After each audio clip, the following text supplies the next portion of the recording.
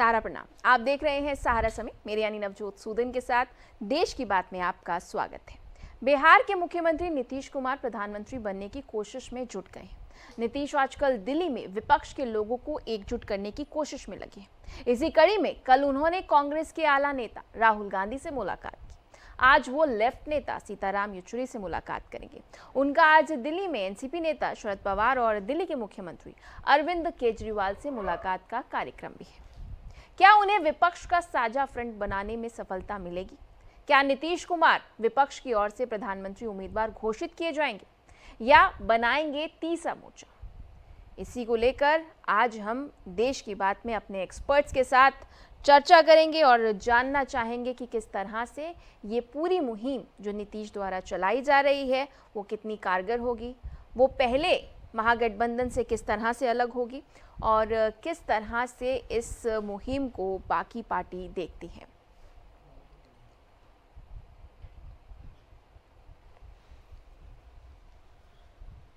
और इसी मुद्दे पर चर्चा करने के लिए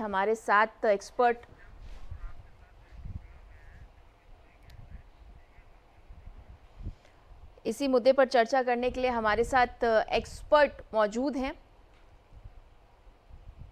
आप देखिए, नीतीश कुमार दिल्ली में मौजूद हैं और जिस तरह से नई जिम्मेदारी उन्होंने अपने कंधे पर ली है, देखना होगा कितने सफल रहते हैं।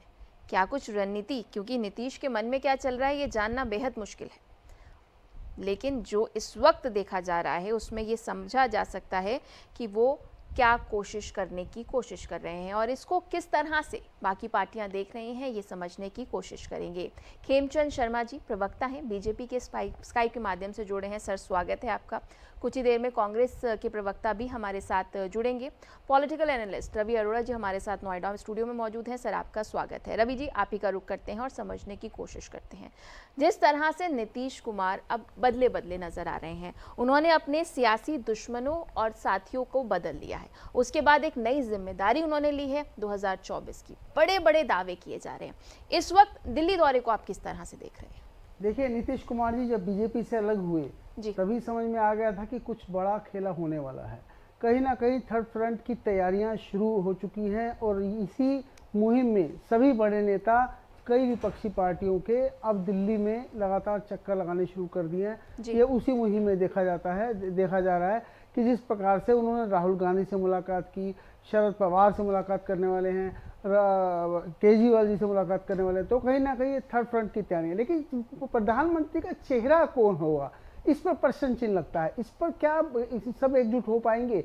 सबसे बड़ी बात यह है कि रीजनल्स पार्टी के अंदर प्रॉब्लम यही आके खड़ी होती है कि थर्ड फ्रंट में बनाने के लिए सब तैयार हैं, सब चाहते हैं कि जो मोदी जी का नेम और फेम जिस प्रकार से चल रहा है और जिस प्रकार से लोकप्रियता बढ़ रही है। लेकिन रवि जी, मैं इसको जिस तरह से देख रही हूँ, क्या वो जेपी नारायण की तरह एक कोशिश कर रहे हैं? वो किसी पद की उम्मीद नहीं रख रहे हैं, वो सबको साथ लाने की कोशिश कर रहे हैं? या जिस तरह से उन्होंने बड़ा दावा किया, जो हुंकार जो वो भर रहे थे कि बीजेपी को 50 सीटों पर लाकर रख देंगे, कुछ उनके पास इस तरह की स्ट्रैटेजी है? वो सभी राज्यों में बीजेपी के विरोध में जो वोट पड़ रहे हैं, क्योंकि 2014 में हमने देखा कि अप्रॉक्स 69% विरोध में वोट डले, उसके बाद 63% 2019 में वो आया, तो वो विरोध में जो वोट डल रहे हैं उनको कंसंट्रेट करने की कोशिश के साथ दिल्ली पहुंचे हैं। नवजोत जी, इस बात को समझना होगा कि जो नीतीश कुमार हैं वो जब दिल्ली आए हैं और उनका बयान आता है, बड़ा बयान आता है कि मैं प्रधानमंत्री के पद की दावेदारी नहीं कर रहा हूं, और इसके पीछे सबसे बड़ी बात यह है फिलहाल ऐसी कोई संभावना नहीं दिख रही। उनका मकसद है सभी विपक्षी पार्टियों को एक मंच पे लाया जाए, एकजुट किया जाए, क्योंकि सभी पार्टियों के बड़े नेता अपने आप को कहीं ना कहीं प्रधानमंत्री के पद का दावेदार समझते हैं। उन्होंने जो जिससे भी मुलाकात कर रहे हैं वो सभी अपने आप में प्रधानमंत्री पद के दावेदार हैं। लेकिन मैं समझता हूँ अगर थर्ड फ्रंट बनता है, क्या वो किसी बिना चेहरे के फाइट करेगा? और अगर चेहरे के साथ फाइट करता है, क्या सभी रीजनल्स पार्टियां एक मंच पर आ पाएंगी?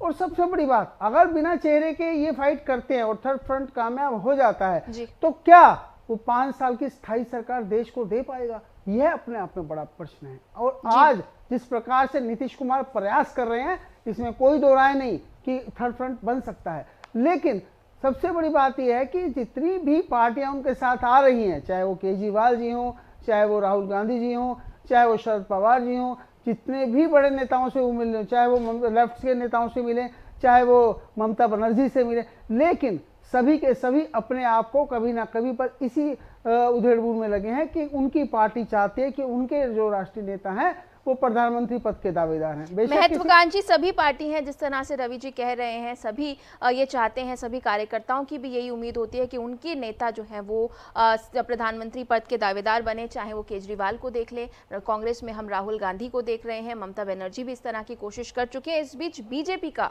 रुख कर लेते हैं, जिसकी वजह से इस वक्त ये सभी पार्टी उलझन में नजर आ रही हैं।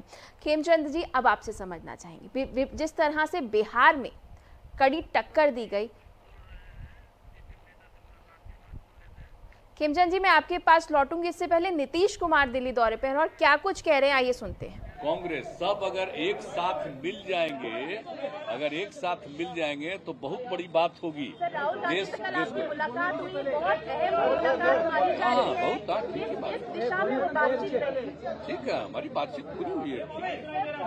बीजेपी वाले कह रहे हैं सर बीजेपी वाले कह रहे हैं आम आदमी पार्टी भी साथ नजर आएगी। आपका प्रयास है कि सबको आगे यार जरा सुना ही नहीं जानते हैं कि बिहार में जो 7 पार्टियां एक साथ हैं तो उनका तो अपना है ही वहां संबंध, लेकिन बाकी अन्य जगहों पर भी और पूरे देश में सब एकजुट हो जाएं, तो इसी के लिए आजकल बातचीत होती है जो हम लोगों का सुझाव कहते हैं।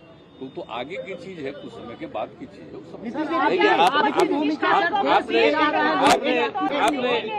आपने नीतीश जी को सुना, हमारा हार्दिक स्वागत है कि वो अब वापस फिर इस ऑफिस में आए और हम समझते हैं कि ये देश की राजनीति के लिए एक बहुत ही बेहतर संकेत जो है वो दिया गया। इसकी विपक्ष की पार्टियां उनके ऐलान है और हम इसको मानते हैं।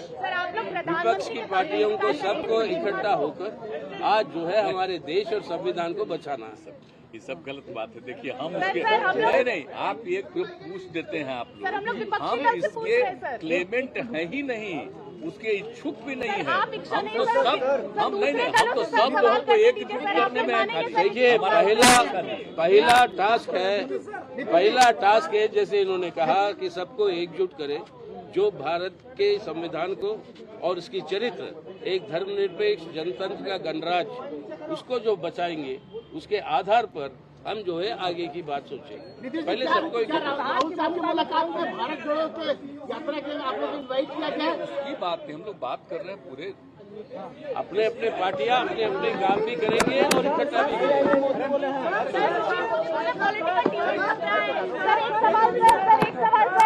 सुशील मोदी बोले पॉलिटिकल ट्यूरिज्म है और कहीं ना कहीं जिस तरह से वो ये कह रहे हैं कि मकसद सिर्फ इस वक्त यही है कि 2024 के लिए पूरे विपक्ष को एकजुट करना है। खेमचंद जी, आपने सुना किस तरह के बयान नीतीश जी दे रहे हैं। जो खेला बिहार से शुरू हुआ था, जो महागठबंधन बिहार में इस वक्त आया है, जो बिसात बिहार से बिछाई गई थी, अब उसी की जिम्मेदारी लेते हुए दिल्ली पहुंचे हैं नीतीश जी। किस तरह से देखते हैं आप?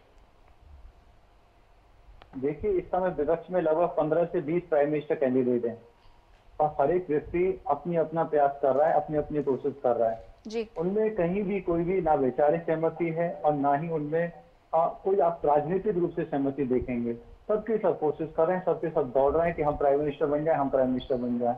और ये लोग जो इकट्ठा भी होते हैं, इनका एक लक्ष्य होता है, प्राइम मिनिस्टर मोदी जी को रोकना है, प्राइम मिनिस्टर मोदी जी को हटाना है, भारतीय जनता पार्टी सरकार को हटाना है, देश को आगे ले जाना है। इसकी कोई बात नहीं करता। आप देखेंगे जब भी कोई मीटिंग होती है सिर्फ उसके प्राइम मिनिस्टर साहब को हटाना है, उसकी बातें करते हैं। आज हमने फर्स्ट क्वार्टर में देखा है किस तरीके से स्टेप बाय स्टेप चलेंगे ना, पहले वो जिम्मेदारी लेंगे, उसके बाद ही तो अगला सोचेंगे। अगर प्रधानमंत्री ही नहीं बन पाएंगे तो वो कैसे देश के बारे में सोचेंगे? पहले रोड मैप बन के कहीं भी आप दुनिया के किसी भी देश में चले जाएं, पहले रोड मैप रखा जाता है, विचार रखे जाते हैं, उसके आधार पर प्राइम मिनिस्टर की जिम्मेदारी मांगी जाती है। आदरणीय मोदी जी ने भी क्या किया, उन्होंने रोड मैप रखा था कि जब मैं प्रधानमंत्री बनूंगा, इकोनॉमी के लिए क्या करूंगा, देश के लिए क्या करूंगा, सुरक्षा के लिए क्या करूंगा और किस आधार पे मैं आगे अपनी सत्ता को चलाऊंगा। उसी आधार पर सत्ता चल रही है। आपने देखा उसका परिणाम, किस तरीके से हम विश्व की जो सबसे बड़ी हमने जो हेल्थ सेवा है वैक्सीनेशन की सेवा है उसको अंजाम दिया है। आदरणीय प्राइम मिनिस्टर मोदी जी के नेतृत्व में सेनाओं को मजबूत किया जा रहा है, इंफ्रास्ट्रक्चर 3 से 4 गुना ज्यादा स्पीड से बढ़ाया जा रहा है। क्या देश वन मैन आर्मी से चल जाता है खेमचंद जी? जिस तरह से कपड़ों की तरह मुख्यमंत्री बदल दिए जाते हैं, कई ऐसे चुनाव हैं जहां पर मुख्यमंत्री का नाम ही नहीं दिया जाता है, इसलिए तो डायरेक्ट मोदी जी को अटैक किया जाता है, इसलिए तो सबको लगता है कि बड़ा ही टारगेट रखे, सीधा मोदी जी पे अटैक करें तो हमें वो रिस्पॉन्स मिलेगा। मुख्यमंत्रियों के नाम ही कहां देखे जाते हैं खेमचंद जी? इसमें अटेंशन मिल सकती है, रिस्पॉन्स नहीं मिलता। जनता बल्कि उनको बुरा भला कहती है, आप अपना काम क्यों नहीं कर रहे हैं? अभी बिहार का बुरा हाल है, नई सरकार बनाई है तो बिहार में जाके काम करें, बिहार में अपनी जिम्मेदारी को पूरा करें। बिहार की जनता गाली दे रही है, बिहार की जनता इनको कोस रही है। आप दिल्ली में जाके इधर उधर की पार्टियों से मिल रहे हैं, इधर उधर के लोगों से मिल रहे हैं, उससे बिहार वालों को क्या लाभ, बिहार वालों को क्या फायदा? तो बिहार की जो जनता है उनसे पूछिए, ऐसे ही दूसरे मुख्यमंत्रियों से उनके प्रदेश की जनता पूछ रही है। महत्वाकांक्षी सभी होते हैं और सियासी दोस्त दुश्मन बदलने के बाद कहीं ऐसा लगता है कि तेजस्वी को जिम्मेदारी देकर अब कहीं ना कहीं वो आगे बढ़ने की कोशिश कर रहे हैं। लेकिन इस बीच ये जो बयान आया है कि 50 सीटों पर समेट देंगे बीजेपी को, आप इसको किस तरह से देखते हैं? जनता पार्टी फिर से 300 से ज्यादा सीटें जीत के सत्ता में वापस आएगी, क्योंकि आदरणीय मोदी जी की जो पॉपुलैरिटी है दिन रोज बढ़ रही है, काम दिखता है, काम हो रहा है। आज हमारी इकोनॉमी 13.5% की स्पीड से आगे बढ़ रही है, जबकि विश्व की जो बड़ी बड़ी इकोनॉमी वो श्रिंक हो रही है, वो कम हो रही है। आज हम सिर्फ पोजीशन पर पहुंच जाते हैं विश्व की बड़ी इकोनॉमी में, ये सब चीज दिखाता है। आज हम साइंस और टेक्नोलॉजी में बहुत तेजी से आगे बढ़ रहे हैं। आज आप सर्विस इंडस्ट्री को देखिए, प्रोडक्शन को देखिए, हर जगह हैपनिंग हो रही है, हर जगह हमारा जो देश है वो आगे बढ़ रहा है। हमारा जो इंपोर्ट है, पहले जो इलेक्ट्रॉनिक्स आइटम्स में अब पूरी तरीके से डिपेंडेंट रहते थे, आज नहीं, आज बल्कि हम एक्सपोर्ट कर रहे हैं, बिलियंस ऑफ द डॉलर का हम एक्सपोर्ट करते हैं। तो हर जगह काम हो रहा है और जनता इसको तो काम को लेकर जनता के बीच में जाएंगे, इस तरह की बात खेमचंद जी कह रहे हैं, लेकिन विपक्ष एकजुट होने की कोशिश कर रहा है और पहली बार बीजेपी के वोटों पर ना देखकर बीजेपी के अगेंस्ट जो वोट पड़े हैं उस पर लेकर रणनीति बनाई जा रही है। स्ट्रैटेजिक चेंज हमें देखने को मिल रहा है। इस बीच कांग्रेस के प्रवक्ता मनोज तिवारी जी हमारे साथ जुड़ गए हैं। सर, स्वागत है आपका। आपसे समझना चाहेंगे, कल 2 उम्मीदवार पीएम पद के उम्मीदवारों की मुलाकात हुई, एक और नीतीश कुमार तो दूसरी और राहुल गांधी, क्या कुछ चर्चा हुई?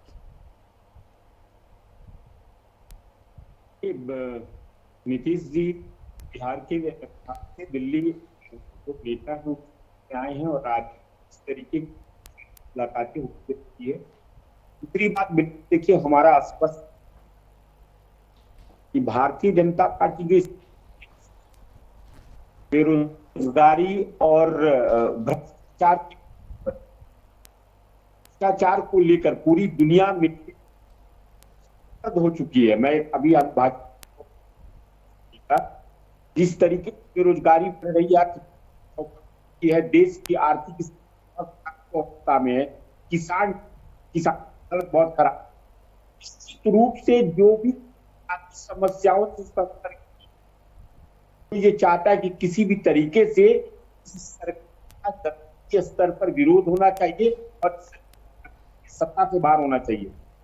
सरकार को जनता के मनोज जी, आपने शायद सुना नहीं, खेमचंद जी किस तरह से पीठ थपथपाते नजर आ रहे हैं और कह रहे हैं कि जो कुछ काम हुआ है वो पिछले 70 सालों में नहीं हुआ है और यही वजह है कि मोदी जी इतने लोकप्रिय हैं और जनता के दिल में बसते हैं।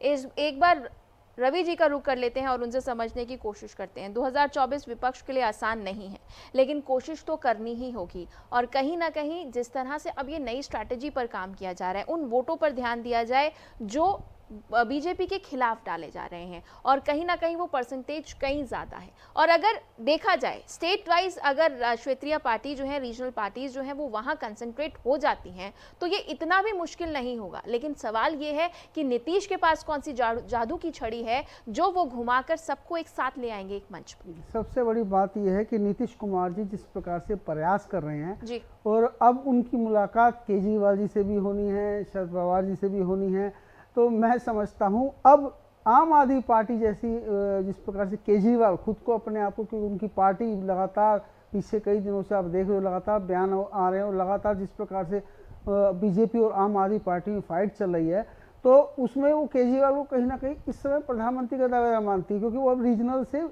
राष्ट्रीय पार्टी बनने की तैयारी कर रहे हैं। उनको लगता है कि आज वो 2 राज्यों में हैं, बाकी नीतीश कुमार सिर्फ बिहार में है, ममता बनर्जी सिर्फ पश्चिम बंगाल में है, अगर शरद पवार की बात करें तो सिर्फ महाराष्ट्र में।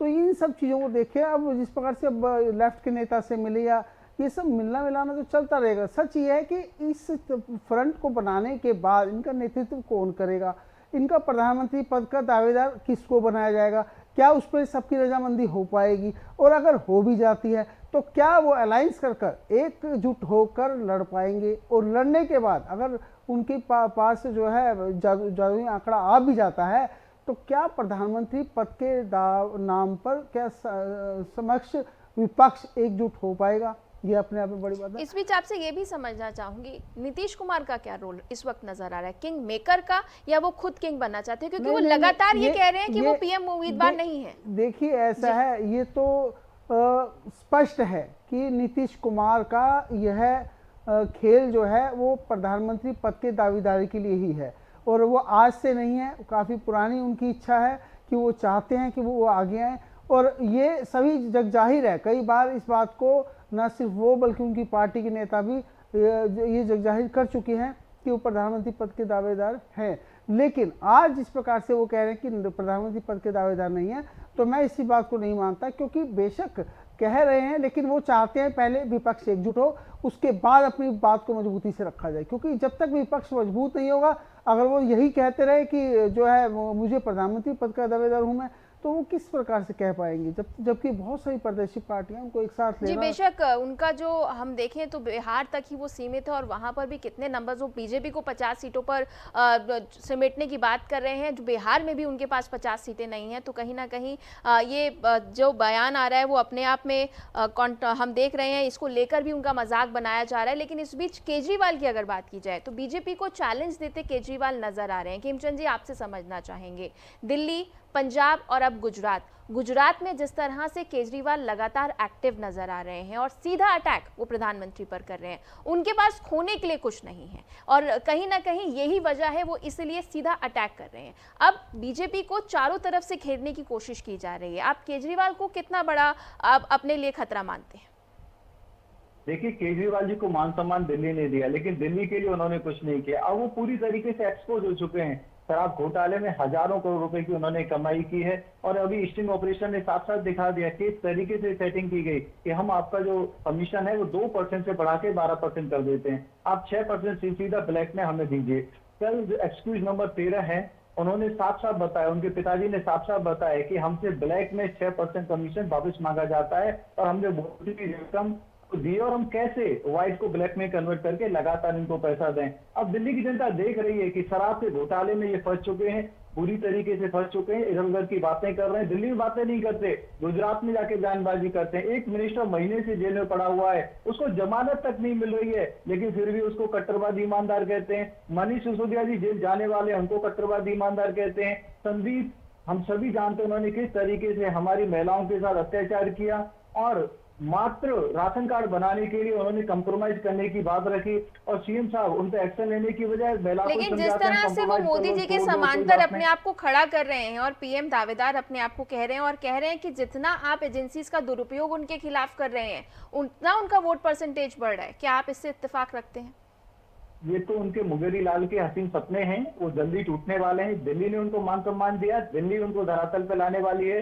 उनके गुरु ने भी उनको चिट्ठी लिख के साफ साफ बोला है कि आपको शराब की पॉलिसी लानी थी तो महाराष्ट्र की तरह पॉलिसी लाते, ट्रांसपेरेंट पॉलिसी लाते, और आपने पॉलिसी कुछ बनाई, इंप्लीमेंट कुछ किया। आपने बोला था कि फायदा होने वाला है, हजारों करोड़ का लॉस हो रहा है, और उसमें से आपने मोटी कमाई करके आप सोचो कि अपनी राजनीति को चमका लो। अब वो चलेगा नहीं, दिल्ली वाले समझते हैं, देश वाले समझते हैं, और गुजरात पर्टिकुलरली गुजराती जो लोग हैं वो समझते हैं वो इनके बहकावे में आने वाले नहीं है, ना ही इनकी दाल हिमाचल में गलने वाली है और ना ही गुजरात में गलने वाली। जिस तरीके से बड़े बड़े दावे ये उत्तराखंड में कर रहे थे, उत्तर प्रदेश में कर रहे थे, इनको धूल चाटनी पड़ी, वैसे इनको आगामी लेकिन जिस तरह का रिजल्ट पंजाब में आया है और जिस तरह से हम देख रहे हैं कि गुजरात में भी जो उनको रिस्पॉन्स मिल रहा है, तो इस तरह से उनको नकारा नहीं जा सकता। एक बार मनोज जी का रुख कर लेते हैं। मनोज जी, आपसे समझना चाहेंगे, कांग्रेस के बिना विपक्ष नहीं, ये बात नीतीश समझ चुके हैं। और हमने देखा भी कि किस तरह से नीतीश कुमार और राहुल, अगर राहुल गांधी की बात की जाए तो कभी भी एक दूसरे के बहुत अगेंस्ट नहीं बोला जाता। ये प्यार, ये रिलेशन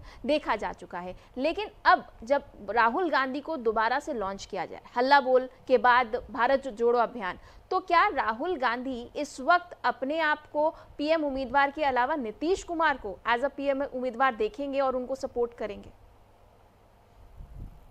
देखिए, एक चीज मैं आपको स्पष्ट बोल रहा हूँ कि पूरे प्रधानमंत्री का जो प्रधानमंत्री बात है जी, कोई भी नेता होगा वही दावेदार होगा। उस राजनीतिक तो व्यक्ति प्रधानमंत्री हो सकता है जिसका दल क्या देश संगठन हो और पूर्ण विपक्ष की भूमिका अदा कर सकता है। उसके नेतृत्व में पूरे उसे अपना नेता। अब देखिए, एक बात चाहता हूं, राजनीति है, बंधन की राजनीति तभी हो सकता है समान विचारधारा का एक साथ साथ गठजोड़ हो। वर्तमान परिस्थिति सरकार सत्ता की उसकी राजनीति तोड़ने की सामुदायिक आधार पर पैदा करके मनोज जी, मैं आपको माफी के साथ रोकना चाहती हूँ। आपकी ऑडियो क्लियर नहीं आ रही है, मैं वो ठीक करवा के एक बार फिर आपका रुख करूंगी। इस बीच रवि जी आपसे समझना चाहेंगे, कहीं ना कहीं जिस तरह से हम देख रहे हैं कि समान विचारधारा की बात की जा रही है, कांग्रेस एक विचारधारा की बात करती है। अरविंद केजरीवाल की बात की जाए तो वो अपना दिल्ली मॉडल लेकर आती है, लेकिन कांग्रेस के पास इस तरह का कोई मॉडल नहीं है। बाकी पार्टीज की भी अगर हम बात करते हैं तो वो उस तरह से परफॉर्म नहीं कर पा रहे हैं। महाराष्ट्र में हमने देखा किस तरह से उद्धव सरकार के सपने तार तार किए गए हैं और कहीं ना कहीं ममता बनर्जी को लेकर भी लगातार सवालिया निशान उठा रहते हैं। तो किस मॉडल को लेकर अब ये विपक्ष एक साथ आगे बढ़े? देखिए, विपक्ष के पास सिर्फ और सिर्फ मोदी जी के रथ को रोकने के सिवा और कोई चारा नहीं है। महंगाई की बात, बेरोजगारी की बात बेशक कांग्रेस कर रही है, लेकिन सच ये है कि सही तरीके की लड़ाई, जो आम आदमी की लड़ाई है, वो अभी कोई भी पार्टी नहीं लड़ रही। खासकर हर जगह सिर्फ यही बात है कि मोदी जी को सत्ता से बाहर करना है। और जितना जो भी विपक्ष की पार्टियां हैं वो सभी इसी मुद्दे को लेकर चल रही कि हम लोग एकजुट होकर कहीं ना कहीं इनको सत्ता से बाहर कर देंगे। लेकिन सच ये है कि अपने ही घर में सभी पार्टियां घिरी हुई हैं और अभी फिलहाल कोई भी पार्टी ऐसी नहीं है, चाहे आप केजरीवाल जी की बात कर लीजिए, चाहे ममता बनर्जी की बात कर लीजिए, चाहे आप शरद पवार जी की बात कर लीजिए, चाहे आप खुद नीतीश कुमार की बात कर लीजिए। क्या वो 2.5 साल पूरे जो है बाकी जो उनका टाइम पीरियड बचा है पूरी सरकार चला पाएंगे? अपने आप में बड़ी बात है। 2024 तो बहुत दूर है, मैं समझता हूँ। अभी फिलहाल बेशक से ये अभी मुंगेरी लाल के हसीन सपने जैसा लग रहा है, क्योंकि अभी इतना आसान नहीं है दिल्ली की राह में अभी टाइम है। और सबसे बड़ी बात है, इस पीरियड के बीच में अभी बहुत सारे उथल पुथल हो सकते हैं और बहुत कुछ हो सकता है। तो इसीलिए मैं नहीं समझता अभी इतनी जल्दबाजी करनी चाहिए। लेकिन हाँ, इतना तय है कि अनऑफिशियली बिगुल बच चुका है 2024 की तैयारी के लिए, और कहीं ना कहीं विपक्षी पार्टियां, रीजनल पार्टी एक होने की कगार पर हैं, प्रयास किए जा रहे हैं। यह एक बड़ी बात है अपने आप में, क्योंकि नीतीश कुमार जिस प्रकार से दिल्ली आते हैं, मुलाकात कर रहे हैं और सभी बड़ी पार्टियों के नेता जो दिल्ली का राउंड लगा रहे हैं, तो ये कहीं ना कहीं अनऑफिशियली जो है बिगुल बच चुका है। लेकिन क्या जनता के बीच में जाने के बाद ये जनता को अपनी ओर कर पाएंगे? क्या ये जीत हासिल कर पाएंगे? क्या मोदी जी को हटाने के नाम पर क्या ये सत्ता में वापसी आ पाएंगे? क्या इनके पास कोई ऐसा रोड मैप है कि जनता इन विपक्षी पार्टियों को या थर्ड फ्रंट को वोट दे पाएगी? क्योंकि जनता भी इस बात को समझ चुकी है कि अगर थर्ड फ्रंट आता है तो क्या वो 5 साल की सरकार दे पाएगा? फिलहाल ऐसा कुछ खास नजर नहीं आ रहा। तो आपको लगता है कि महंगाई, बेरोजगारी और इस तरह के मुद्दे जो हैं वो बीजेपी के अगेंस्ट नहीं जा रहे हैं? अभी भी जनता को लगता है कि समाधान जो है वो बीजेपी के पास है? देखिए, 2024 की जहां तक हम बात करते हैं तो आज का जो माहौल है, अगर आज की हम बात करें तो बीजेपी को ज्यादा नुकसान होता नजर इसलिए नहीं आ रहा क्योंकि बीच में जो टाइम गया है, पैंडेमिक टाइम जो हमारा देश पर गया, पूरी दुनिया में जिस प्रकार से कोरोना ने अपनी अपना महंगाई और बेरोजगारी की छाप छोड़ी, तो वो कहीं सिर्फ भारत के साथ नहीं पूरी दुनिया के साथ था। तो ऐसे में एक जो है चांस मिल सकता है बीजेपी को, और बीजेपी से लेकर खासकर मोदी जी की जो लोकप्रियता जिस प्रकार से बढ़ी है और खासकर सेकंड टर्म में आने के बाद उन्होंने जो है, जो उनके मुद्दे थे, जिन मुद्दों को लेकर वो आए थे, चाहे वो राम मंदिर की बात करें या दूसरी बातें हो, तो वो कहीं ना कहीं अपनी बात करने में कामयाब रहे हैं।